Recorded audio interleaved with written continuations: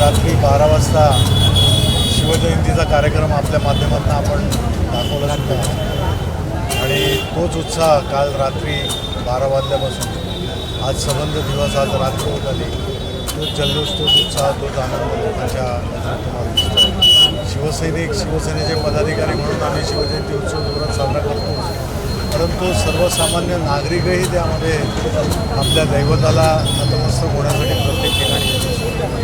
आणि शिवछत्रपती होते म्हणून आज हा दिवस आपण बघतो. आणि ही महाराष्ट्राची संस्कृती म्हणा, हे आमचे संस्कार जे शिवसेना प्रमुख आदरणीय हिंदुहृदय सम्राट बाळासाहेब ठाकरे त्यांनी शिवसेना पक्षाची राजकीय पक्ष जरी असला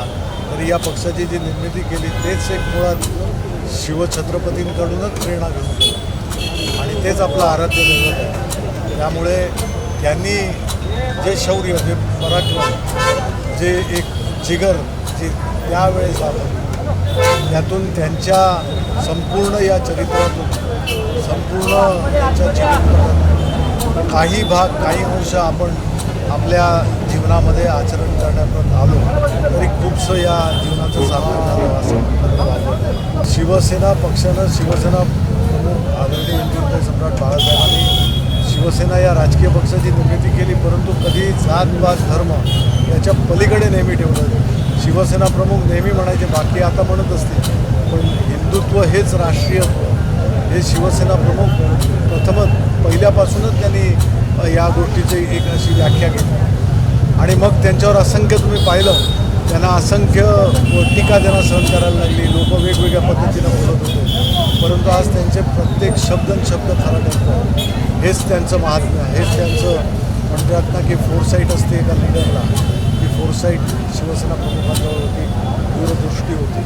एक विजन होतं. शिवसैनिकांमध्ये नागरिकांमध्ये हीच भावना आहे. ज्या पद्धतीनं राजकारण या महाराष्ट्राने पाहिलं ते कधीच महाराष्ट्राच्या संस्कृतीमध्ये नव्हतं आणि शेवटी लोकप्रतिनिधी कसा असावा, मी लोकप्रतिनिधी कोण नेता हे लोक ठरवत असतात आणि लोकांच्या अपेक्षा लोकांचे प्रश्न हेच असेच आवासून उभे राहिले तर लोक त्याबद्दलचा निर्णय करतात आणि ही समृद्ध लोकशाही आहे भारतात. आणि भारताचं संविधान हे जेवढं 1950 साली आपण रिपब्लिक ऑफ इंडिया म्हणून झालो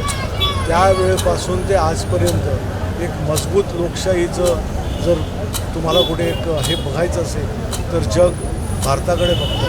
आणि त्या लोकशाहीला मजबूत करण्यासाठी त्या लोकशाहीला कुठेही त्या संविधानाला कुठेही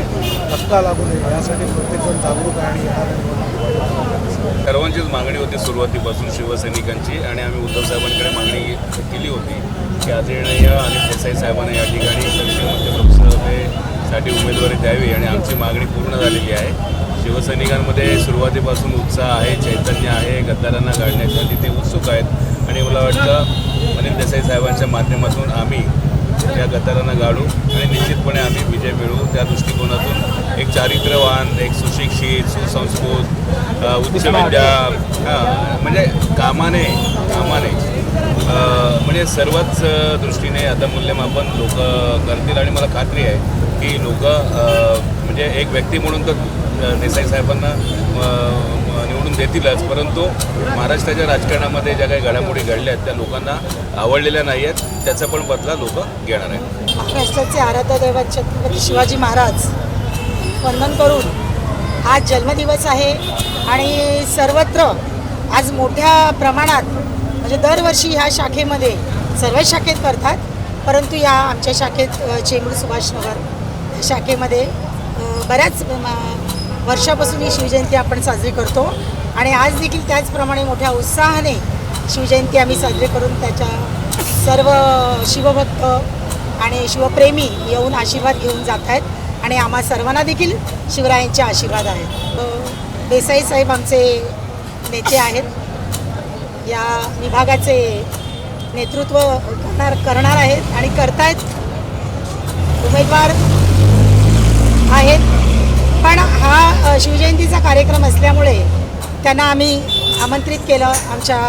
इथे शिवरायांना नमस्कार करण्यासाठी आणि ते आवर्जून आले. आम्हाला खूप बरं वाटलेलं आहे कारण आज वेळात वेळ काढून त्यांनी इथे भेट दिली आणि सर्वांना शुभेच्छा दिल्या आणि शिवप्रेमींना देखील त्यांनी सगळ्यांना शुभेच्छा दिल्या.